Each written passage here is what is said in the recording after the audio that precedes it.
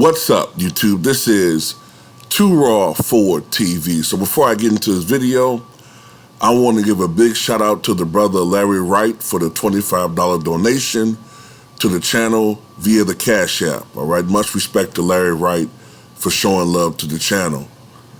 All right, long-time subscriber to the channel. Subscribe to Raw for Sports as well. Also subscribe to my Patreon. Thank you for showing love to the channel.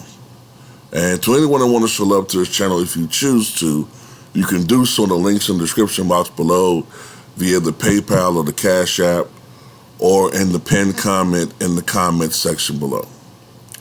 So, look, as we see all the moves that these teams have made this last few days, ultimately we're going to learn where Kyrie Irving is going. It looks like it's going to be the Lakers. We're going to learn the destination of Kevin Durant. We've seen the moves that Boston have made. And at the end of the day, although the main motivation for these teams has nothing to do with Draymond Green and the media, it's just a natural desire for teams to want to get better. But I can't help but think that at least the motivating factor in all of this is Draymond Green's big fucking mouth, right? Him making light of how good Boston is, belittling Boston, going as far as saying that, LeBron James, who in a span of 2 finals, they beat 8 out of 9 times, him saying that, well, LeBron was a much tougher competition in Boston. It's different levels, and Boston is like, oh, yeah, they're all right, but they're not nothing. And when they did win some of those games, the 2 games they won during the finals, Draymond Green made light of it. Basically saying they were flukes, okay?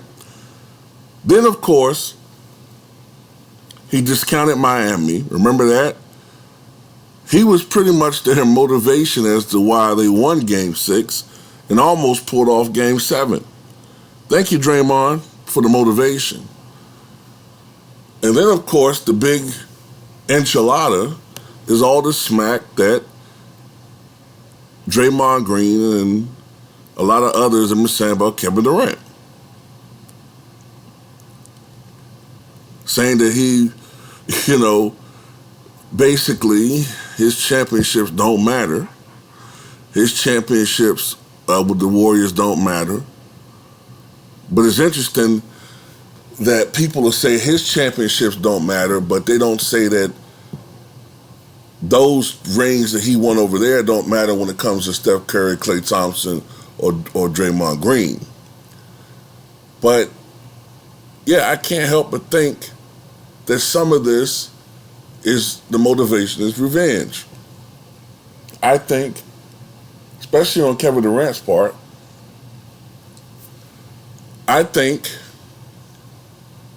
well, actually on both of their parts, to be honest with you, I think that when it comes to KD, he wants to go west. He don't want to be a situation where he plays them twice a year and perhaps only in the NBA Finals. No, it's personal with him now. It's personal. He wants to go meet you in your conference.